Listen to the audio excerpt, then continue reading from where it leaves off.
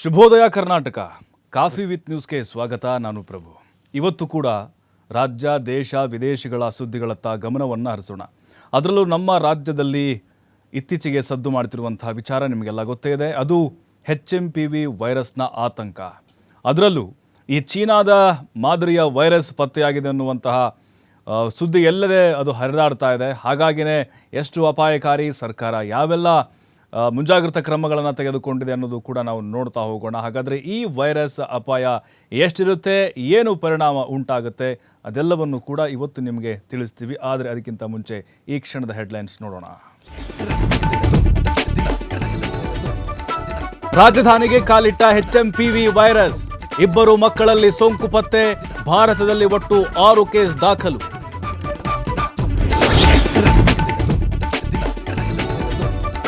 ರಾಜ್ಯದಲ್ಲಿ ಜೋರಾಯಿತು 60% commission war. 40% ಆರೋಪಕ್ಕೆ ದಾಖಲೆ ಕೊಟ್ರ ಎಂದ ಬೊಮ್ಮಾಯಿ. ಆರೋಪ ಮಾಡಿದ್ದು ಕೆಂಪಣ್ಣ ಅಂತ ಸಿಎಂ ಟಾಂಟ್.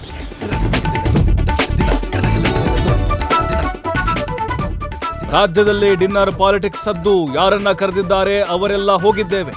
ಎಲ್ಲರನ್ನ ಯಾಕೆ ಕರೆದಿಲ್ಲ ಅಂತ ಸತೀಶ್ ಜಾರಕಿಹೊಳಿ ಕೇಳಿ ಎಂದ ಸಿಎಂ. ದೆಹಲಿಯಲ್ಲೂ ಗ್ಯಾರಂಟಿ ಮೊರೆ ಹೋದ ಕಾಂಗ್ರೆಸ್. ಚುನಾವಣೆ ಗೆದ್ರೆ ಗೃಹಲಕ್ಷ್ಮಿ ರೀತಿ ಪ್ಯಾರಿ ದೀದಿ ಯೋಜನೆ. ಡಿಕೆಶಿ ಕರೆಸಿ ಘೋಷಿಸಿದ ಕೈಪಾಳಯ. ಬಾಹ್ಯಾಕಾಶ ಸಂಶೋಧನೆಯಲ್ಲಿ ಹೊಸ ಮೈಲುಗಲ್ಲು. ಇಸ್ರೋ ಕಳಿಸಿದ ನೌಕೆಯ ಅಲಸಂದೆ ಕಾಳಲ್ಲಿ ಈಗ ಎಲೆ. ಅಂತರಿಕ್ಷದಲ್ಲಿ ಮಾನವ ಉಪಸ್ಥಿತಿ ಬಗ್ಗೆ ಆಶಾಭಾವನೆ.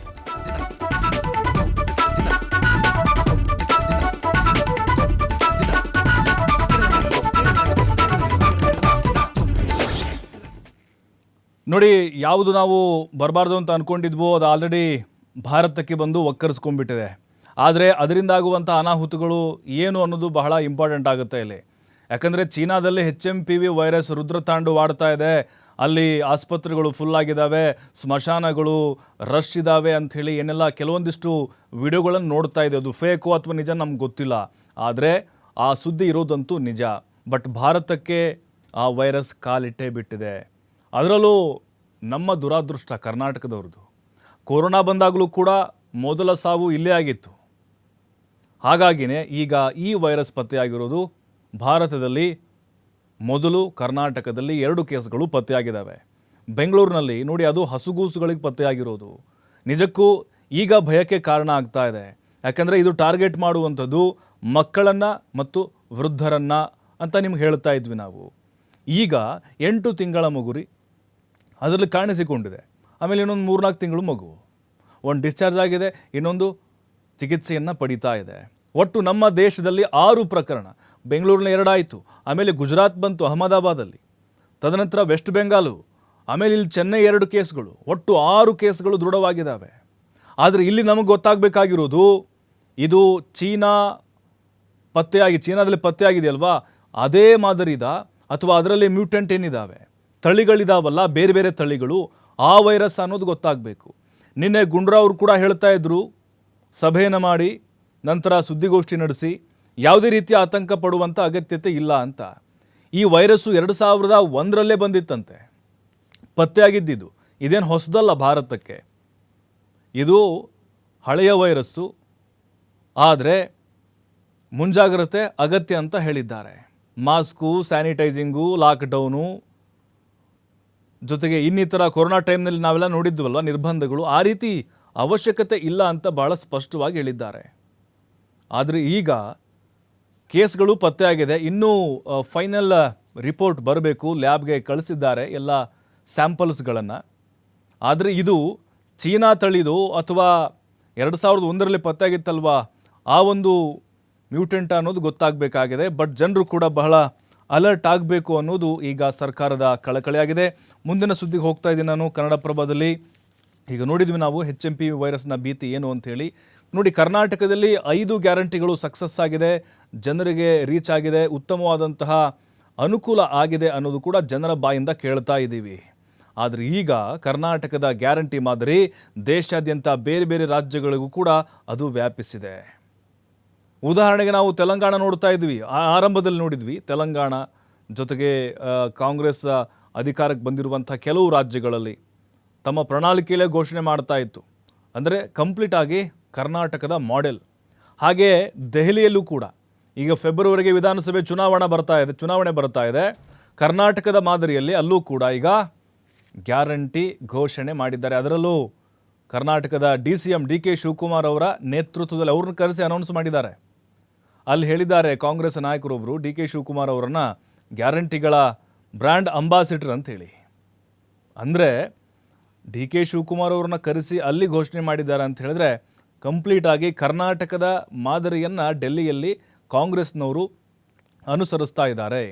ಇದಕ್ಕೆ ಹೆಸರು ಕೊಟ್ಟಿದ್ದಾರೆ. ಇಲ್ಲಿ ನಾವು ಗ್ಯಾರಂಟಿ ಅಂತ ಕರಿತೀವಿ, ಅಲ್ಲಿ ಅವರು ಪ್ಯಾರಿ ದೀದಿ ಅಂತ ಹೇಳಿ. ಅಂದರೆ ಮಹಿಳೆಯರಿಗೆ ಅನುಕೂಲವಾಗುವಂತಹ ಈ ಗ್ಯಾರಂಟಿಗಳನ್ನು ಜಾರಿಗೆ ತರ್ತಾ ಇದ್ದಾರೆ. ನಾವು ಅಧಿಕಾರಕ್ಕೆ ಬಂದರೆ ಕಂಪ್ಲೀಟಾಗಿ ಜಾರಿಗೆ ತರ್ತೀವಿ ಅಂತ. ಇಲ್ಲಿ 2,000 ರೂಪಾಯಿ ಕೊಡ್ತಿದ್ದಾರೆ, ಅಲ್ಲಿ 2,500 ಕೊಡುವಂಥ ಯೋಜನೆಯನ್ನು ಹಮ್ಮಿಕೊಂಡಿದ್ದಾರೆ. ಗೃಹಲಕ್ಷ್ಮಿ ಇಲ್ಲಿ ಕರಿತೀವಿ, ಅಲ್ಲಿ ಪ್ಯಾರಿ ದೀದಿ ಅಂತ ಕರೀತಾ ಇದ್ದಾರೆ. ಹಾಗಾಗಿನೇ ಈಗ ಕರ್ನಾಟಕದಲ್ಲಿ ಕಮಾಲ್ ಮಾಡಿರುವಂತಹ ಗ್ಯಾರಂಟಿ ಅಲ್ಲಿ ಪ್ಯಾರಿ ದೀದಿ ಯಾವ ರೀತಿ ಕಮಾಲ್ ಮಾಡುತ್ತೆ ಅನ್ನೋದು ಅಂತಿಮವಾಗಿ ಫಲಿತಾಂಶ ಬಂದ ಮೇಲೆ ನಮಗೆ ಗೊತ್ತಾಗುತ್ತೆ. ಇನ್ನು ಮುಂದಿನ ಸುದ್ದಿಗೆ ಹೋಗ್ತಾ ಇದ್ದೀನಿ. ಕುಮಾರಸ್ವಾಮಿ ಅವರು ಒಂದು ಬಾಂಬ್ ಹಾಕಿದರು, 60% ಕಮಿಷನ್ ಬಾಂಬು. 2018ರಲ್ಲಿ ಮೋದಿಯವರು ಹಾಕಿದ್ರು 10% ಬಾಂಬು. ಅದಾದ ಮೇಲೆ 2020-21ರಲ್ಲಿ ಕಾಂಗ್ರೆಸ್ ನಾಯಕರು BJP ಮೇಲೆ ಹಾಕಿದರು, ಬೊಮ್ಮಾಯಿ ಸರ್ಕಾರದ ಮೇಲೆ 40% ಬಾಂಬು. ಈಗ ಕುಮಾರಸ್ವಾಮಿಯವರು ಹಾಕಿರೋದು 60% ಆರೋಪ. ಇದು ರಾಜಕೀಯ ಜಟಾಪಟಿಗೆ ಕಾರಣ ಆಗ್ತಾ ಇದೆ. ಏನಿದೆ ನಿಮ್ಮ ಹತ್ರ ದಾಖಲೆ ಕುಮಾರಸ್ವಾಮಿ ಅವರೇ? ಏನಿದೆ ನಿಮ್ಮ ಹತ್ರ? ಪ್ರೂವ್ ಇದೆಯಾ? ಪ್ರೂವ್ ಮಾಡಿ. ಹಾಗಾದರೆ ಏನಾದರೂ ಪ್ರೂಫ್ ಇದ್ದರೆ ಸುಖ ಸುಮ್ಮನೆ ಗಾಳಿಲಿ ಗುಂಡು ಹೊಡೆಯೋದಲ್ಲ, ಹಾಗೆ ಹಿಟ್ ಆ್ಯಂಡ್ ರನ್ ಮಾಡೋದಲ್ಲ ಅಂಥೇಳಿ ಒಬ್ಬರಾದ ಮೇಲೆ ಒಬ್ಬರು ಮುಗಿ ಬೀಳುತ್ತಾ ಇದ್ದಾರೆ. ಸಿದ್ದರಾಮಯ್ಯನವರು ಕೇಳಿದ್ದಾರೆ, ಕುಮಾರಸ್ವಾಮಿಯವರೇ ನಿಮ್ಮ ಹತ್ರ ದಾಖಲೆ ಇದೆಯಾ? ಏನಿದೆ 60% ತೆಗೆದುಕೊಳ್ತಿದ್ದಾರೆ ಕಾಂಗ್ರೆಸ್ನವರು ಅನ್ನೋದಕ್ಕೆ ತೋರಿಸಿ ಅಲ್ಲ ಅಂತ ಅವ್ರು ಸವಾಲು ಹಾಕಿದ್ದಾರೆ. ಇನ್ನು ಬೊಮ್ಮಾಯಿಯವರು ಹೇಳಿದರು, ಅಲ್ಲ ರೀ, ಈಗ ನೀವು ಸಾಕ್ಷಿ ಕೇಳ್ತಿದ್ದೀರಿ, ನಮ್ಮ ಸರ್ಕಾರ ಇದ್ದಾಗ 40% ನೀವು ಕಮಿಷನ್ ಆರೋಪ ಮಾಡಿದ್ರಿ, ಆವಾಗ ಏನಾದರೂ ಸಾಕ್ಷಿ ಕೊಟ್ಟಿದ್ದೀರಾ ನೀವು? ಅದಕ್ಕೂ ಉತ್ತರ ಕೊಟ್ಟಿದ್ದಾರೆ ಮುಖ್ಯಮಂತ್ರಿಗಳು. ಅಲ್ಲ ರೀ, ಆರೋಪ ಮಾಡಿದ್ದು ನಾನಲ್ಲ, ಆರಂಭದಲ್ಲಿ ಕೆಂಪಣ್ಣ ಮಾಡಿದರು, ಗುತ್ತಿಗೆದಾರ ಸಂಘದ ಅಧ್ಯಕ್ಷ, ಅವರು ಮಾಡಿದ ಮೇಲೆ ನಾನು ಮಾಡಿದ್ದು. ಹಾಗಾಗಿನೇ ಈಗ ಕುಮಾರಸ್ವಾಮಿಯವರ ಈ ಆರೋಪ ಏನಿದೆ ಅಲ್ವಾ, ಇದು ರಾಜಕೀಯ ಕೆಸರೆರಚಾಟಕ್ಕೆ ಒಂದು ವೇದಿಕೆಯಾಗಿದೆ. ಅದರ ಜೊತೆಗೆ ಕುಮಾರಸ್ವಾಮಿ ಹೇಳಿದ್ದಾರೆ, ಅಲ್ರಿ ಕಾಂಗ್ರೆಸ್ನ ಕೆಲವೊಂದಿಷ್ಟು ಕಾರ್ಯಕರ್ತರು ಹೇಳಿದ್ದಾರೆ, ಗುತ್ತಿಗೆದಾರರಿಂದ ಹಣವನ್ನು ವಸೂಲಿ ಮಾಡಲಾಗ್ತಿದೆ, BJP ಸರ್ಕಾರನ ಎಷ್ಟೋ ಬೆಟರ್ ಇತ್ತು ಅಂತೇಳಿ, ಹಾಗಾಗಿ ಆ ನೈತಿಕತೆ ಇಲ್ಲ ಅಂಥೇಳಿ ಇವರು ವಾಪಸ್ ಪ್ರಶ್ನೆನ ಹಾಕಿದ್ದಾರೆ. ಮುಂದಿನ ಸುದ್ದಿಗೆ ಹೋಗುವಂತಹ ಒಂದು ಸಮಯ ಇದು. ನೋಡಿ, ತಮಿಳುನಾಡಿನಲ್ಲಿ ರಾಜ್ಯಪಾಲರು ಮತ್ತು ಸರ್ಕಾರದ ನಡುವೆ ತಿಕ್ಕಾಟಗಳು, ಸಂಘರ್ಷಗಳು ಆರಂಭದಿಂದಲೂ ಕೂಡ ನಡೀತಾ ಇದೆ. ಒಂದಲ್ಲ ಒಂದು ವಿಚಾರಕ್ಕೆ ಅಲ್ಲಿ ಸ್ಟಾಲಿನ್ ಸರ್ಕಾರ ಇದೆ. ಈ ಹಿಂದೆ ಬಜೆಟ್ ಮಂಡಿಸುವಂಥ ಸಂದರ್ಭದಲ್ಲಿ, ಸದನ ನಡೆಯುವಂಥ ವೇಳೆಯಲ್ಲಿ ಎರಡೂ ಕಾದಾಟಗಳು ನಡೀತಾ ಇತ್ತು, ಮದಗಜಗಳ ಕಾದಾಟ. ನಿನ್ನೆ ಕೂಡ ಅದು ರಿಪೀಟ್ ಆಗಿದೆ. ಏನು ಅಂತ ಹೇಳಿದ್ರೆ, ಸ್ಟಾಲಿನ್ ಸರ್ಕಾರ ರಾಷ್ಟ್ರಗೀತೆಗೆ ಅಪಮಾನವನ್ನು ಮಾಡಿದೆ ಅಂತೇಳಿ. ಈಗ ಸಹಜವಾಗಿ ಒಂದು ಸದನ ನಡಿಬೇಕು ಅಂತಹ ಸದನ ನಡಿಬೇಕಾದ್ರೆ ಅಲ್ಲಿ ರಾಷ್ಟ್ರಗೀತೆಯನ್ನು ಹಾಡಲೇಬೇಕು, ಅಂದರೆ ಅದನ್ನು ನುಡಿಸಲೇಬೇಕು. ನಾಡಗೀತೆ ಓಕೆ, ಅದಾದ ಮೇಲೆ ರಾಷ್ಟ್ರಗೀತೆ ನುಡಿಸುವಂಥದ್ದು ಕಡ್ಡಾಯ.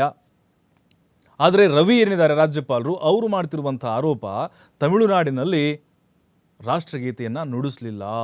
ನೋಡಿ, ಅವ್ರದ್ದು ತಮಿಳುನಾಡಿಂದು ನಾಡಗೀತೆ ಇದೆ, ನಮ್ಮದು ಹೇಗೆ ಕರ್ನಾಟಕ ತನುಜಾತಿ ಇದೆ ಅಲ್ವಾ, ನಮ್ಮದು ಏನು ನಾಡಗೀತೆ ಇದೆ ಅಲ್ವಾ, ಜೈ ಭಾರತ ಜನನಿಯ ತನುಜಾತೆ, ಅದೇ ರೀತಿ ತಮಿಳುನಾಡಿನವರು ಥಾಯ್ ವಾಜುತು ಅಂಥೇಳಿ ಅವರು ಗಾಯನವನ್ನು ಹಾಡಿದರು, ಅಲ್ಲಿನ ನಾಡಗೀತೆ. ಅದಾದಮೇಲೆ ರಾಷ್ಟ್ರಗೀತೆ ಹಾಡಬೇಕಾಗಿತ್ತು, ಆದರೆ ನುಡಿಸಲಿಲ್ಲ. ಆ ಕಾರಣಕ್ಕೋಸ್ಕರ ರಾಜ್ಯಪಾಲ ರವಿಯವರು ಭಾಷಣವನ್ನು ಮಾಡದೆ ಸದನದಿಂದ ಹೊರ ನಡೆದರು. ದೇಶದ ಇತಿಹಾಸದಲ್ಲೇ ಈ ರೀತಿಯಾಗಿ ರಾಜ್ಯಪಾಲರು ಮತ್ತು ಸರ್ಕಾರದ ನಡುವಿನ ಸಂಘರ್ಷ ತಾರಕಕ್ಕೇರಿರುವುದು ತಮಿಳುನಾಡಿನಲ್ಲಿ ಮಾತ್ರ. ಪ್ರತಿಯೊಂದು ಕೂಡ ಅದು ರಾಜಕೀಯ ಹಂತವನ್ನು ಪಡೆದುಕೊಂಡು ಹೋಗ್ತಾ ಇದೆ. ಯಾಕಂತ ಹೇಳಿದ್ರೆ, ಈ ಹಿಂದೆನೂ ಕೂಡ ಬಜೆಟ್ ಮಂಡಿಸುವಂತಹ ಸಂದರ್ಭದಲ್ಲಿ ನೋಡಿ, ಸಹಜವಾಗಿ ರಾಜ್ಯಪಾಲರು ಅಂತ ಹೇಳಿದ್ರೆ ಸರ್ಕಾರದ ಪರವಾಗಿ ಮಾತನಾಡಬೇಕಾಗತ್ತೆ. ಅವರು BJP ಪಕ್ಷದವರಿದ್ದರು, BJP ಪಕ್ಷದವರೇ ಆಲ್ಮೋಸ್ಟ್ ಈಗ ಕೇಂದ್ರ ಸರ್ಕಾರವೇ ನೇಮಕ ಮಾಡೋದ್ರಿಂದಾಗಿ ಅವರೇ BJPಯವರು ಇದ್ದಾರೆ ಎಲ್ಲ ಕಡೆಗಳಲ್ಲೂ. ಸರ್ಕಾರದ ಪರವಾಗಿ ಭಾಷಣ ಮಾಡಬೇಕು. ಆದರೆ ರವಿಯವರು ಕೂಡ ಒಂದು ಸದನದಲ್ಲಿ ಬಜೆಟ್ ಸಂದರ್ಭದಲ್ಲಿ ಸರ್ಕಾರದ ವಿರುದ್ಧವಾಗಿ ಮಾತನಾಡಿ ಆಕ್ರೋಶಕ್ಕೆ ಅವರು ಗುರಿಯಾಗಿರ್ತಾರೆ. ಹಾಗಾಗಿನೇ ಈಗ ಅವ್ರು ಹೇಳ್ತಾ ಇರೋದು ರವಿ ಅವರು ರಾಷ್ಟ್ರಗೀತೆಗೆ ಅಪಮಾನವನ್ನು ಮಾಡಿದ್ದಾರೆ, ರಾಷ್ಟ್ರೀಯತೆಗೆ ಧಕ್ಕೆ ತಂದಿದ್ದಾರೆ ಸ್ಟಾಲಿನ್ ಅನ್ನುವಂತಹ ಆರೋಪ ಈಗ ರವಿ ಅವರು ಮಾಡಿದ್ದಾರೆ. ಮುಂದಿನ ಸುದ್ದಿಗೆ ಹೋಗ್ತಾ ಇದ್ದೀನಿ ನಾನೀಗ. ಕುಂಭಮೇಳದ ಮೇಲೆ ದಾಳಿಯನ್ನು ಮಾಡಲಿಕ್ಕೆ ಖಲಿಸ್ತಾನಿ ಉಗ್ರ ಪನ್ನು ಕರೆ ಕೊಟ್ಟಿದ್ದಾನೆ. ನೋಡಿ, ಈ ಖಲಿಸ್ತಾನಿ ಉಗ್ರ ಪನ್ನು ಏನಿದ್ದಾನೆ ಇದು ಮೊದಲ ಸಲ, ಈ ಹಿಂದೆನೂ ಕೂಡ ಹಲವು ಬಾರಿ ಇದೇ ರೀತಿ ಬೆದರಿಕೆಗಳನ್ನು ಹಾಕ್ತಾ ಬರ್ತಾ ಇದ್ದಾನೆ. ಈ ವಿಮಾನ ನಿಲ್ದಾಣಗಳಿಗೆ ಹುಸಿ ಬೆದರಿಕೆ ಕರೆಗಳನ್ನು ಮಾಡಿಸ್ತಾನೆ. ಆದರೆ ಅದು ಕೇವಲ ಬೆದರಿಕೆ ಮಾತ್ರ ಆಗಿರುತ್ತೆ. ಅಮೇರಿಕಾದ ಭದ್ರತೆಯೊಂದಿಗೆ ಈತ ಇದ್ದಾನೆ. ಈಗ ಮತ್ತೊಂದು ಕುಂಭಮೇಳದಲ್ಲಿ ಪ್ರಯಾಗ್ರಾಜ್ನಲ್ಲಿ ದೊಡ್ಡ ಮಟ್ಟದ ರಕ್ತಪಾತ ನಡೆಸ್ತೀವಿ ಅಂತ ಆವಾಜ್ ಹಾಕಿದ್ದಾನೆ. ಅದಕ್ಕೆ ಹಿಂದೂ ಸಂಘಟನೆಗಳು ಖಡಕ್ ಎಚ್ಚರಿಕೆ ಕೊಟ್ಟಿದ್ದಾವೆ. ಅವನು ಬಂದು ಕಾಲಿಡಲಿ, ಅವನನ್ನೇ ನಾವು ಹೊಡೆದು ಉರುಳಿಸ್ತೀವಿ ಅಂತೇಳಿ. ಹಾಗಾಗಿನೇ ಕೇಂದ್ರ ಸರ್ಕಾರ ಕೂಡ ಈತನ ಬೆದರಿಕೆಯನ್ನು ಗಂಭೀರವಾಗಿ ತೆಗೆದುಕೊಳ್ಬೇಕಾಗಿದೆ. ಇನ್ನು ಕನ್ನಡಪ್ರಭದಲ್ಲಿನ ಸಾಕಷ್ಟು ಸುದ್ದಿಗಳನ್ನು ನಾವು ನೋಡ್ತಾ ಇದ್ದೀವಿ, ರಾಜ್ಯ ಮತ್ತು ರಾಷ್ಟ್ರದ್ದು. ನೋಡಿ, ಕನ್ನಡಪ್ರಭದಲ್ಲಿ ಸಾಕಷ್ಟು ಸುದ್ದಿಗಳನ್ನು ನೋಡ್ತಾ ಇದ್ವಿ. ಇನ್ನು ವಿಜಯ ಕರ್ನಾಟಕ ನಾನೀಗ ಎತ್ಕೊಳ್ತಾ ಇದ್ದೀನಿ. ಇಲ್ಲಿ ಯಾವೆಲ್ಲ ಸುದ್ದಿಗಳು ಇವತ್ತು ಮೇನ್ ಹೈಲೈಟ್ ಆಗಿದೆ ಅನ್ನೋದನ್ನು ಕೂಡ ನಾವು ನೋಡಬೇಕಾಗುತ್ತೆ. ಅದರಲ್ಲೂ ಪ್ರಮುಖವಾಗಿ ಈಗ ಬಜೆಟ್ ಮಂಡನೆ ಆಗ್ತಾ ಇದೆ ರಾಜ್ಯ ಸರ್ಕಾರದಿಂದ. ಅದರಲ್ಲೂ ಮುಖ್ಯಮಂತ್ರಿ ಸಿದ್ದರಾಮಯ್ಯನವರು ದಾಖಲೆಯ ಬಜೆಟ್ ಮಂಡನೆಗೆ ಸಜ್ಜಾಗ್ತಾ ಇದ್ದಾರೆ. ನೋಡಿ, 4 ಲಕ್ಷ ಕೋಟಿ ಬಜೆಟ್ ಮಂಡನೆಯ ನಿರೀಕ್ಷೆಯನ್ನು ಇಟ್ಕೊಂಡಿದ್ದಾರೆ ಮುಖ್ಯಮಂತ್ರಿಗಳು. ಯಾಕಂತ ಹೇಳಿದ್ರೆ ಈ ಹಿಂದೆ ಈ ಗ್ಯಾರಂಟಿ ಯೋಜನೆಗಳನ್ನು ಸರಿ ಹೊಂದಿಸ್ಕೊಂಡು ಆರ್ಥಿಕ ಸಂಪನ್ಮೂಲಗಳ ಕ್ರೋಢೀಕರಣ ಮಾಡಿಕೊಂಡು ಬ್ಯಾಲೆನ್ಸಿವ್ ಆಗಿ ಬಜೆಟನ್ನು ಮಂಡನೆ ಮಾಡಬೇಕಾಗಿತ್ತು. ಈಗ ಸರ್ಕಾರದ ಮೇಲೂ ಕೂಡ ಕೆಲವೊಂದಿಷ್ಟು ಹೊರೆಗಳಾಗ್ತದೆ ಆರ್ಥಿಕವಾಗಿ. ಹಾಗಾಗಿ ನೋಡಿ, ಈಗ ತೆರಿಗೆಯನ್ನು ಟ್ಯಾಕ್ಸು ಕೆಲವೊಂದಿಷ್ಟು ಮಾರ್ಪಾಡುಗಳನ್ನು ಮಾಡ್ತಾ ಇದ್ರು. ಈಗ 10% ತೆರಿಗೆಯನ್ನು ಹೆಚ್ಚಳ ಮಾಡುವಂತಹ ಗುರಿಯನ್ನು ಸರ್ಕಾರ ಇಟ್ಕೊಂಡಿದೆ. ಜೊತೆಗೆ ಕೇಂದ್ರ ತೆರಿಗೆ ಪಾಲಿಸಿಯಿಂದ ಹೆಚ್ಚುವರಿಯಾಗಿ 6,000ರಿಂದ 7,000 ಕೋಟಿ ತೆಗೆದುಕೊಳ್ಳುವಂಥ ಒಂದು ನಿರೀಕ್ಷೆ ಇಟ್ಕೊಂಡಿದೆ.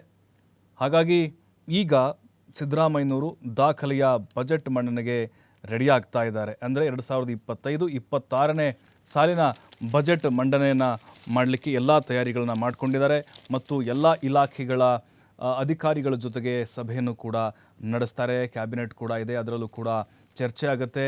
ಯಾವ್ಯಾವ ಇಲಾಖೆಯಲ್ಲಿ ಎಷ್ಟೆಷ್ಟು ಅನುದಾನವನ್ನು ಕೊಡಬೇಕು ಮತ್ತು ಕಳೆದ ಬಾರಿ ಮಾಡಿದಂತಹ ಘೋಷಣೆಗಳು ಯಾವುದೂ ಕೂಡ ಸಮರ್ಪಕವಾಗಿ ಇನ್ನೂ ಈಡೇರಿಲ್ಲ, ಅದೆಲ್ಲವನ್ನು ಪರಿಶೀಲನೆ ಮಾಡೋಕ್ಕೆ ಹಿರಿಯ ಅಧಿಕಾರಿಗಳ ಒಂದು ಸಭೆಯನ್ನು ಮಾಡಿ ಕೆಲವೊಂದಿಷ್ಟು ಸಲಹೆಗಳನ್ನು ಕೂಡ ಮುಖ್ಯಮಂತ್ರಿಗಳು ಕೊಡಲಿದ್ದಾರೆ.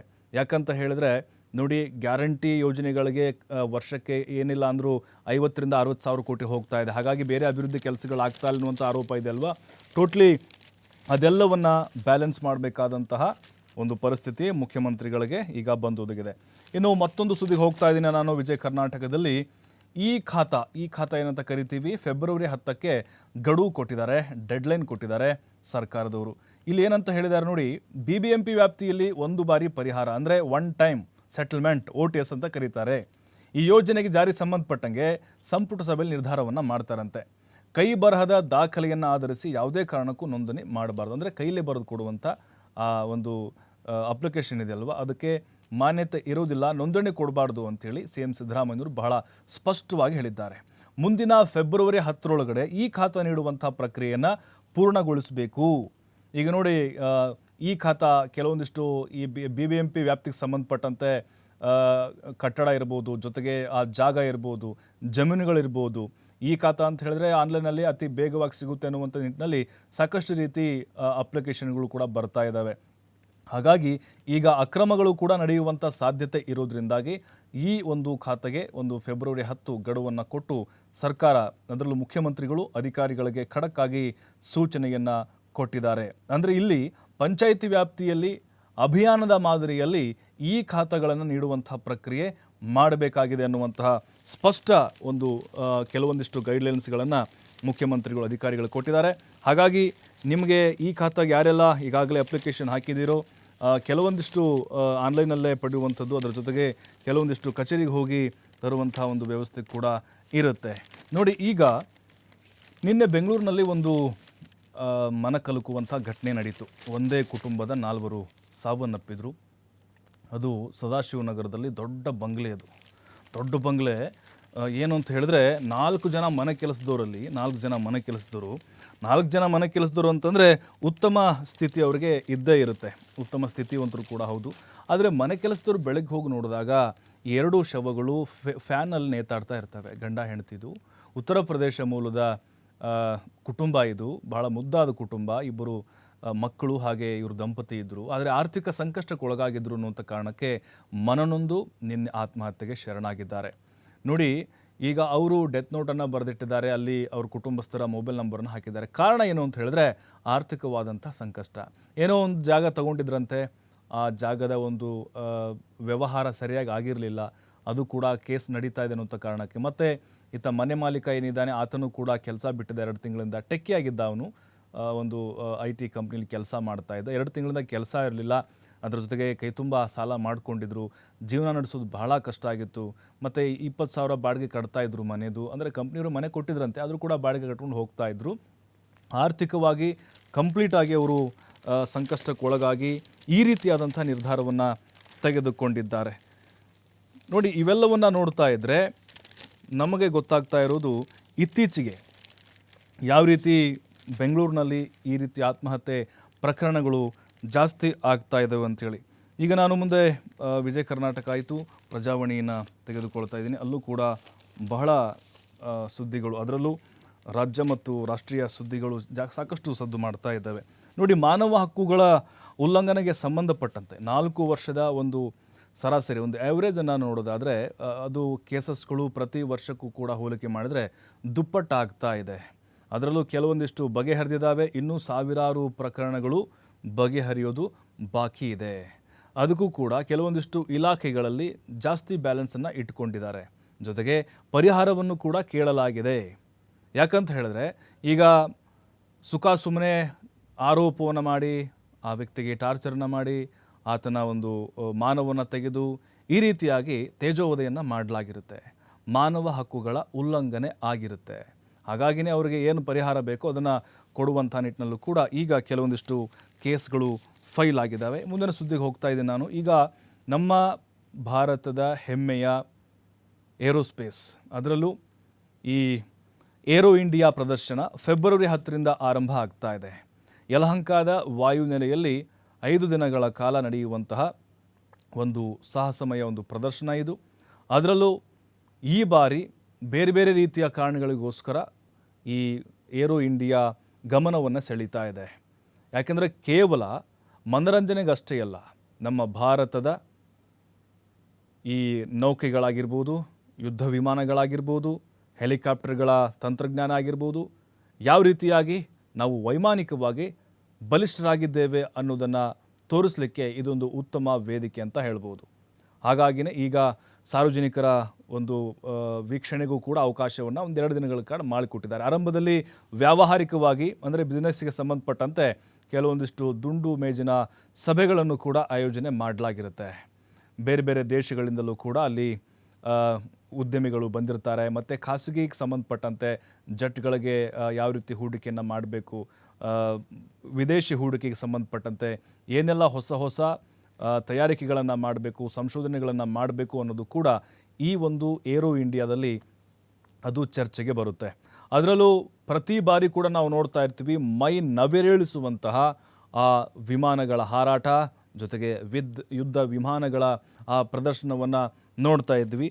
ಹಾಗೆಯೇ ಈ ಬಾರಿ ಕೂಡ ಬಹಳ ಮುಖ್ಯವಾಗಿ ಸಾಕಷ್ಟು ರೀತಿಯ ಹೊಸ ತಂತ್ರಜ್ಞಾನಗಳೊಂದಿಗೆ ಯುದ್ಧ ವಿಮಾನಗಳು, ಹೆಲಿಕಾಪ್ಟರ್ಗಳು ಕಣಕ್ಕೆ ಇಳಿಯುತ್ತೆ. ಇನ್ನು ನೋಡಿ, ಮುಂದಿನ ಸುದ್ದಿಗೆ ಹೋಗ್ತಾ ಇದೆ ನಾನು ಪ್ರಜಾವಾಣಿಯಲ್ಲಿ. ಇಲ್ಲಿವರೆಗೂ ನಾವು ಡಿಜಿಟಲ್ ಅರೆಸ್ಟ್ ನೋಡ್ತಾ ಇದ್ವಿ. ಅಂದರೆ ನಮ್ಮನ್ನು ಅಲ್ಲೇ ಲಾಕ್ ಮಾಡಿ ಹಣವನ್ನು ದೋಸ್ತಾ ಇದ್ರು ಜನಸಾಮಾನ್ಯರು. ನಾವು CBIನವರು, ನಾವು IT ಅವರು, ನಾವು ED ಅವರು ಅಂಥೇಳಿ ಅಲ್ಲೇ ನಮ್ಮನ್ನು 4 ಗೋಡೆಗಳ ಮಧ್ಯೆ ಕೋಣೆಯಲ್ಲೇ ಲಾಕ್ ಮಾಡಿ ಹಣವನ್ನು ಪೀಕ್ತಾ ಇದ್ರು ಎಲ್ಲೋ ಕೂತ್ಕೊಂಡು. ಅದು ಡಿಜಿಟಲ್ ಅರೆಸ್ಟ್ ಅಂತ ಕರೀತಾ ಇದ್ವಿ. ಈಗ ಏನು ಮಾಡ್ತಾ ಇದ್ದಾರೆ, ನಕಲಿ IDಗಳನ್ನು ತೆಗೆದುಕೊಂಡು ಬಂದು ನಕಲಿ ಅಧಿಕಾರಿಗಳು ಆ ಪೊಲೀಸರ ಸೋಗಿನಲ್ಲಿ ಬರ್ತಿದ್ದಾರೆ, CBI ಆಫೀಸರ ಸೋಗಿನಲ್ಲಿ ಬರ್ತಾ ಇದ್ದಾರೆ. ನಾವು ಆ ಅಧಿಕಾರಿಗಳು ಅಲ್ಲಿಂದ ಬಂದಿದ್ದೇವೆ, ಇಲ್ಲಿಂದ ಬಂದಿದ್ದೇವೆ ಅಂಥೇಳಿ ನಿಮ್ಮ ಡೋರನ್ನು ಬಡಿತಾರೆ. ಸಾಕಷ್ಟು ಅನುಭವಗಳು ಈಗ ಬೆಂಗಳೂರಿನಲ್ಲಿ ಅಂಥದ್ದು ಆಗ್ತಾ ಇದೆ, ಅಪಾರ್ಟ್ಮೆಂಟ್ಗಳಲ್ಲಿ ಆಗ್ತಾ ಇದೆ. ಏನು ಮಾಡ್ತಾರೆ ಅಂತ ಹೇಳಿದ್ರೆ, ಒಂದು 3-4 ಜನ ಬರ್ತಾರೆ, ಒಬ್ಬರು ವಿತೌಟ್ ಯೂನಿಫಾರ್ಮ್ ಇರ್ತಾರೆ, ಇನ್ನು 3-4 ಜನ ಪೊಲೀಸ್ ಸಮವಸ್ತ್ರವನ್ನು ಹಾಕ್ಕೊಂಡಿರ್ತಾರೆ. ಸಹಜವಾಗಿ ಗಾಬರಿಯಾಗಿ ನಾವು ಡೋರ್ ಓಪನ್ ಮಾಡ್ತೀವಿ. ಆಗ ಅವರು ನೋಡಿ ನಿಮಗೆ ನೋಟಿಸ್ ಇದೆ, ನಿಮ್ಮನ್ನು ಅರೆಸ್ಟ್ ಮಾಡಬೇಕು, ಬಂಧನ ವಾರೆಂಟ್ ಇದೆ ನಮ್ಮ ಹತ್ರ, ಯಾಕೆ ಏನು ಅಂತ ಕೇಳಿದಾಗ ಹೀಗೆ ನಿಮ್ಮ ನಂಬರಲ್ಲಿ ಒಂದು ಫೇಕ್ ಏನೋ ಆಗಿದೆ ಅಥವಾ ನಿಮ್ಮದೇನೋ ಟ್ಯಾಕ್ಸ್ ಕಟ್ಟಿಲ್ಲ, ಈ ರೀತಿಯಾಗಿ ಕಾರಣಗಳನ್ನ ಹೇಳ್ಕೊಂಡು ಬರ್ತಾರೆ. ಅಲ್ಲೇ ಸಂಧಾನ ಮಾಡಿಕೊಂಡು ನೀವು ಸ್ಟೇಷನ್ಗೆ ಬರೋ ಅವಶ್ಯಕತೆ ಇಲ್ಲ, ಒಂದು 5 ಲಕ್ಷ ಕೊಡಿ 10 ಲಕ್ಷ ಕೊಡಿ ಡೀಲ್ ಮಾಡಿಕೊಂಡು ಅಲ್ಲಿಂದ ಎಸ್ಕೇಪ್ ಆಗ್ತಾರೆ. ಹಾಗಾಗಿನೇ ಈಗ ಪೊಲೀಸರು ಕೂಡ ಜಾಗೃತಿ ಮೂಡಿಸ್ತಾ ಇದ್ದಾರೆ. ಬಹಳ ಅಲರ್ಟ್ ಆಗಿರಬೇಕು. ನೆಕ್ಸ್ಟು ನಿಮ್ಮನೆಯ ಬಾಗಿಲನ್ನು ಕೂಡ ಬಡಿಬಹುದು. ಏನು ಮಾಡ್ತಾರೆ ಅಂತ ಹೇಳಿದ್ರೆ, ಇವರು APK ಫೈಲ್ ಕಳುಹಿಸಿ ವಂಚನೆಗೆ ಪ್ರಯತ್ನವನ್ನು ಪಡ್ತಾ ಇದ್ದಾರೆ. ಅಂದರೆ ಅಲ್ಲಿ ಸ್ಥಳೀಯ ಒಬ್ಬ ಅಧಿಕಾರಿ, ಇನ್ಸ್ಪೆಕ್ಟ್ರು ಅಥವಾ ACP ಅವ್ರ ನಂಬರ್ ಕಲೆಕ್ಟ್ ಮಾಡಿಕೊಂಡು ಹ್ಯಾಕ್ ಮಾಡಿ ಆ ನಂಬರಿಂದ ನಿಮ್ಗೆ ವಾಟ್ಸಪ್ಗೆ ಒಂದು ಸಂದೇಶ ಬರುತ್ತೆ. ಅದರ ಜೊತೆಗೆ ಸೇಮ್ ಟು ಸೇಮ್ ಪೊಲೀಸ್ ಅಧಿಕಾರಿಗಳ ಥರನೇ ಅವ್ರು ಕಾಣಿಸ್ತಾರೆ. ನಿಮ್ಮ ಮನೆಗೆ ಬಂದು ಅಥವಾ ನಿಮ್ಮ ಅಪಾರ್ಟ್ಮೆಂಟ್ಗೆ ಬಂದು ನಿಮ್ಮನ್ನು ಮನೆಯಲ್ಲೇ ಲಾಕ್ ಮಾಡಿಕೊಂಡು ಈ ರೀತಿಯಾಗಿ ನಿಮ್ಮಿಂದ ಹಣವನ್ನು ಪೀಕ್ತಾರೆ. ಹಾಗಾಗಿ ಸಾರ್ವಜನಿಕರು ಕೂಡ ಈ ಬಗ್ಗೆ ಅಲರ್ಟ್ ಆಗಿರಬೇಕು. ಯಾಕಂತ ಹೇಳಿದ್ರೆ ಡಿಜಿಟಲ್ ಅರೆಸ್ಟ್ ಆದ ರೀತಿಯಲ್ಲಿ ಇವರು ನೇರವಾಗಿ ಬಂದು ನಿಮ್ಮ ಮನೆಗೆ ಕನ್ನ ಹಾಕೋದು ಗ್ಯಾರಂಟಿ. ಯಾಕಂತ ಹೇಳಿದ್ರೆ ಈಗಾಗಲೇ ಇದಕ್ಕೆ ಸಂಬಂಧಪಟ್ಟಂತೆ ಪ್ರಕರಣಗಳು ದಾಖಲಾಗದೇ ಇದ್ರೂ ಕೂಡ ಆರೋಪಗಳು ಕೇಳಿ ಬರ್ತಾ ಇದ್ದಾವೆ. ಮುಂದಿನ ಸುದ್ದಿಗೆ ಹೋಗೋದಾದರೆ, ಈಗ ನೋಡಿ ಬೆಂಗಳೂರಿನಲ್ಲಿ ಮತದಾರರ ಸಂಖ್ಯೆ ಪರಿಷ್ಕರಣೆಯನ್ನು ಮಾಡಲಾಗಿದೆ. ಅಂದರೆ ಇಲ್ಲಿ ಪ್ರಮುಖವಾಗಿ ನೋಡಿ ಪ್ರತಿ ವರ್ಷವೂ ಕೂಡ ಪರಿಷ್ಕರಣೆಯನ್ನು ಮಾಡಲಾಗ್ತಾ ಇರುತ್ತೆ. ಅಂದರೆ ಹೊಸ ಮತದಾರರ ಒಂದು ಹೆಸರನ್ನ ಸೇರ್ಪಡೆ ಮಾಡೋದಾಗಿರ್ಬೋದು, ಮತ್ತು ಕೆಲವೊಂದಿಷ್ಟು ಏನು ಸೇರ್ಪಡೆ ಆಗಿರ್ತವೆ ಅನಧಿಕೃತವಾಗಿ ಅವನ್ನ ತೆಗೆದು ಹಾಕೋದಾಗಿರ್ಬೋದು, ಮತ್ತು ಸತ್ತವ್ರ ಹೆಸರನ್ನು ತೆಗೆದು ಹಾಕೋದಾಗಿರ್ಬೋದು, ಇವೆಲ್ಲ ಕೆಲವೊಂದಿಷ್ಟು ಬದಲಾವಣೆಗಳನ್ನ ಮಾಡ್ತಾ ಇರ್ತಾರೆ. ಈಗ ನೋಡಿ ಬೆಂಗಳೂರಿನಲ್ಲಿ ಮತದಾರರ ಪಟ್ಟಿಯನ್ನು ಪರಿಷ್ಕರಣೆ ಮಾಡಿದ್ದಾರೆ 2025ನೇ ಇಸ್ವಿದು. ಅಂದರೆ ಅಂತಿಮ ಮತದಾರರ ಪಟ್ಟಿ ಅದು ರಿಲೀಸ್ ಆಗಿದೆ ನಿನ್ನೆ. ನಗರದಲ್ಲಿ ಅಂದರೆ ಬೆಂಗಳೂರಿನಲ್ಲಿ ಈಗ ಎಷ್ಟು ವೋಟರ್ಸ್ ಇದ್ದಾರೆ ಅಂದರೆ 1.2 ಕೋಟಿ, ಅಂದರೆ 1,02,00,000 ಮತದಾರರಿದ್ದಾರೆ. 1 ಲಕ್ಷ ಸೇರ್ಪಡೆಯಾಗಿದ್ದಾರೆ. ಲೋಕಸಭಾ ಚುನಾವಣೆ ಸಂದರ್ಭದಲ್ಲಿ ಈ 1 ಲಕ್ಷ ಕಡಿಮೆ ಇತ್ತು, ಈಗ 1 ಲಕ್ಷ ಆ್ಯಡ್ ಆಗಿದೆ. ಇದರಲ್ಲಿ ಯುವ ಮತದಾರರು ಜಾಸ್ತಿ ಆಗಿದ್ದಾರೆ. ಮತ್ತು ಯಾವೆಲ್ಲ ಕೆಲವೊಂದಿಷ್ಟು ದಾಖಲೆಗಳನ್ನು ಕೊಟ್ಟಿಲ್ವೋ, ಯಾವೆಲ್ಲ ಅಲ್ಲಿ ಅನಧಿಕೃತವಾಗಿ ಸೇರ್ಪಡೆಯಾಗಿದ್ವು ಅಂಥವುಗಳನ್ನು ಇಲ್ಲಿ ಕೈ ಬಿಡಲಾಗಿದೆ. ಓವರಾಲ್ ನಿಮಗೇನಾದರೂ ಮಾಹಿತಿ ಬೇಕು ಅಂತ ಹೇಳಿದ್ರೆ, ಅಥವಾ ನಿಮ್ಮ ಮತದಾರರ ಪಟ್ಟಿ ಪರಿಷ್ಕರಣೆ ಆಗಿದೆಯಾ ಇಲ್ವಾ, ಕೈ ಬಿಟ್ಟಿದ್ದಾರೆ. ಯಾಕಂದರೆ ಈ ಹಿಂದಿನ ಕೆಲವೊಂದು ಚುನಾವಣೆಗಳು ನಾವು ನೋಡ್ತಾ ಇದ್ವಿ, ನಮ್ಮ ಹೆಸರೇ ಇಲ್ಲ, ನಮ್ಮ ಫೋಟೋನೇ ಇಲ್ಲ, ನಮಗೆ ಇಲ್ಲೆಲ್ಲ ವೋಟರ್ ID ಇದ್ರೂ ಕೂಡ ವೋಟ್ ಮಾಡೋಕ್ಕೆ ಬಿಡ್ತಾ ಇಲ್ಲ, ಅಲ್ಲಿ ಪಟ್ಟಿಯಲ್ಲಿ ನಮ್ಮ ಹೆಸರಿಲ್ಲ ಅಂತ ಹೇಳ್ತಾ ಇದ್ರಿ. ಹಾಗಾಗಿ ಅಂಥವ್ರದ್ದು ಕೂಡ ಈಗ ಹೊಸದಾಗಿ ಪರಿಷ್ಕರಣೆ ಆಗಿರಬಹುದು. ಮಹದೇವಪುರ ಜೊತೆಗೆ ಯಶವಂತಪುರ, ಬ್ಯಾಟರಾಯನಪುರ, KR ಪುರ, ಬೆಂಗಳೂರು ದಕ್ಷಿಣ ಇಲ್ಲಿ ಅತಿ ಹೆಚ್ಚು ಮತದಾರರಿರುವಂಥ ಒಂದು ಕ್ಷೇತ್ರ ಆಗಿದೆ. ಶಿವಾಜಿನಗರ, ರಾಜಾಜಿನಗರ, ಜಯನಗರ, ಮಲ್ಲೇಶ್ವರ, ಶಾಂತಿನಗರ ಅತಿ ಕಡಿಮೆ ಮತದಾರರ ಒಂದು ವಿಧಾನಸಭಾ ಕ್ಷೇತ್ರಗಳು ಅನ್ನೋದು ಈಗ ಕೆಲವೊಂದಿಷ್ಟು ಅಂಕಿಅಂಶಗಳಿಂದ ಗೊತ್ತಾಗಿದೆ. ಹಾಗಾಗಿ ಪ್ರತಿಯೊಬ್ಬರು ಕೂಡ ನಿಮಗೇನಾದರೂ ಡೌಟ್ ಬಂದರೆ ಅಲ್ಲಿ BBMP ವಲಯಕ್ಕೆ ಸಂಬಂಧಪಟ್ಟಂತೆ ವಾರ್ಡ್ ಅಧಿಕಾರಿ ಇರ್ತಾರೆ, ಅವ್ರನ್ನ ಹೋಗಿ ಭೇಟಿ ಆಗ್ಬೋದು. ಮುಂದಿನ ಸುದ್ದಿಗೆ ಹೋಗ್ತಾ ಇದ್ದೀನಿ. ಬಳ್ಳಾರಿಯಲ್ಲಿ ಬಾಣಂತಿಯರ ಸರಣಿ ಸಾವಾಯಿತು. ಸರ್ಕಾರಕ್ಕೂ ಕೂಡ ಮುಜುಗರ ಉಂಟಾಯಿತು. ಕಲ್ಯಾಣ ಕರ್ನಾಟಕ ಭಾಗದಲ್ಲಿ ಪದೇ ಪದೇ ಬಾಣಂತಿಯರ ಸಾವು ಜಾಸ್ತಿ ಆಗ್ತಾ ಇದೆ. ಈಗ ಅದು ರಾಯಚೂರಿಗೂ ವಿಸ್ತರಿಸಿದೆ. ರಾಯಚೂರಿನಲ್ಲಿ ರಿಮ್ಸ್ ಇದೆ ಸರ್ಕಾರಿದು. ಆ ರಿಮ್ಸ್ ಆಸ್ಪತ್ರೆಯಲ್ಲಿ ಮತ್ತೊಬ್ಬ ಬಾಣಂತಿ ಸಾವನ್ನಪ್ಪಿದ್ದಾರೆ. ಸಿಜರನ್ ಆಗಿತ್ತು, ಅವರಿಗೆ ಆರೋಗ್ಯವಾಗಿ ಇದ್ದರು, ಆದರೆ ಏಕಾಏಕಿ ಅವ್ರಿಗೂ ಕೂಡ ನೋವು ಕಾಣಿಸಿಕೊಂಡು ಈಗ ಸಾವನ್ನಪ್ಪಿದ್ದಾರೆ. ಅದರಲ್ಲೂ ಬಹಳ ಲವಲವಿಕೆಯಿಂದ ಇದ್ರಂತೆ ಬಾಣಂತಿ ಸರಸ್ವತಿ. ಅವ್ರಿಗೆ ಹೆರಿಗೆ ಆದಮೇಲೆ BP ರಕ್ತದೊತ್ತಡ ಹೆಚ್ಚಾಗಿದ್ದರಿಂದಾಗಿ ಅವ್ರಿಗೆ ಚಿಕಿತ್ಸೆಯನ್ನು ಕೊಡಲಾಗಿತ್ತು. ಆದರೂ ಕೂಡ ಬದುಕುಳಿಲಿಲ್ಲ ಸರಸ್ವತಿ. ನೋಡಿ 12 ಜನ ಸಾವನ್ನಪ್ಪಿರೋದು ರಿಮ್ಸ್ನಲ್ಲಿ, 12 ಜನ 3 ತಿಂಗಳಲ್ಲಿ ಸಾವನ್ನಪ್ಪಿರೋದು. ಹಾಗಾಗಿ ಬಳ್ಳಾರಿ ಆದಮೇಲೆ ರಾಯಚೂರಿನಲ್ಲೂ ಕೂಡ ಬಾಣಂತಿಯರ ಸಾವಿನ ಸಂಖ್ಯೆ ಹೆಚ್ಚಾಗ್ತಾ ಇದೆ. BJP ಸತ್ಯಶೋಧನಾ ಸಮಿತಿ ಕೂಡ ಈಗಾಗಲೇ ರಚನೆಯಾಗಿದೆ. ಎಲ್ಲ ಕಡೆ ಅವರು ವಿಸಿಟ್ ಮಾಡಿ ಒಂದೊಂದೇ ಮಾಹಿತಿಗಳನ್ನು ತೆಗೆದುಕೊಳ್ತಾ ಇದ್ದಾರೆ. ಬಟ್ ಈಗ ಸರ್ಕಾರ ಕೂಡ ಇದರ ಬಗ್ಗೆ ಸಾಕಷ್ಟು ರೀತಿಯಾದಂಥ ಕ್ರಮಗಳನ್ನು ತೆಗೆದುಕೊಳ್ತಾ ಇದೆ, ಭರವಸೆಗಳನ್ನು ಕೊಡ್ತಾ ಇದೆ. ಆದಷ್ಟು ಬೇಗ ಇದಕ್ಕೆ ನಾವು ಪರಿಹಾರವನ್ನು ಕೊಡ್ತೀವಿ ಅಂತ ಹೇಳ್ತಿದ್ದೆ. ಯಾಕಂದರೆ ಬಳ್ಳಾರಿಯಲ್ಲಿ ನಾವು ನೋಡ್ತಾ ಇದ್ವಿ ಯಾವ ರೀತಿ ಅಲ್ಲಿ ಫ್ಲೂರೈಡ್ ಹೆಚ್ಚಾಗಿ ಬಾಣಂತಿಯರು ಸಾವನ್ನಪ್ಪಿದ್ರು ಅಂಥೇಳಿ. ಬಟ್ ಇಲ್ಲಿ ಕಾರಣಗಳನ್ನು ಇನ್ನೂ ಕೂಡ ಸ್ಪಷ್ಟವಾಗಿ ಕೊಟ್ಟಿಲ್ಲ. ಹಾಗಾಗಿ ಇದು ಕೂಡ ತನಿಖೆ ಆಗಬೇಕು ಅನ್ನುವಂಥ ಒತ್ತಾಯ ಕೇಳಿ ಬರ್ತಾ ಇದೆ. ಮುಂದಿನ ಸುದ್ದಿಗೆ ಹೋಗ್ತಾ ಇದ್ದೀನಿ. ನೋಡಿ, ಚಿಕ್ಕಮಗಳೂರಿನಲ್ಲಿ ದರ್ಗಾದ ಒಂದು ವಿವಾದ ಬಹಳ ವರ್ಷಗಳಿಂದ ನಡೀತಾ ಇತ್ತು.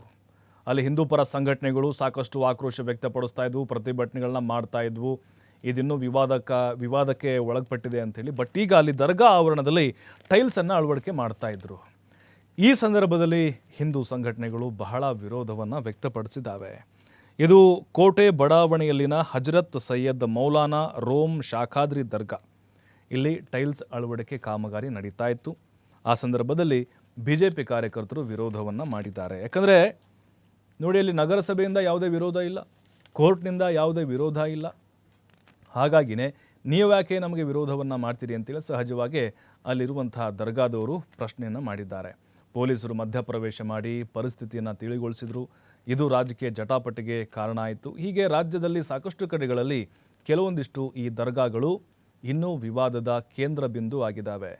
ಯಾಕಂದರೆ ನೋಡಿ, ಮಳಲಿ ದರ್ಗಾ ಆಗಿರ್ಬೋದು, ಶ್ರೀರಂಗಪಟ್ಟಣ ದರ್ಗಾ ಆಗಿರ್ಬೋದು, ಸಾಕಷ್ಟು ಕಡೆಗಳಲ್ಲಿ ಇನ್ನೂ ವಿವಾದದ ಸ್ವರೂಪವನ್ನು ಪಡೆದುಕೊಂಡಿದೆ.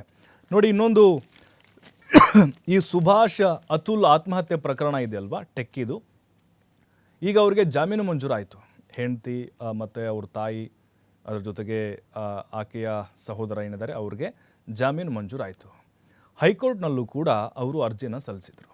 ಈ ಪ್ರಕರಣವನ್ನು ಕೈ ಬಿಡಬೇಕು, ರದ್ದು ಕೋರಬೇಕು ನಮ್ಮ ಮೇಲಿನ ಪ್ರಕರಣವನ್ನು ಅಂತ ಅವರು ಹೈಕೋರ್ಟ್ ಮೊರೆ ಹೋದರು. ಹೈಕೋರ್ಟ್ ಕೂಡ ವಿಚಾರಣೆಯನ್ನು ಕೈಗೆತ್ತಿಕೊಳ್ತು.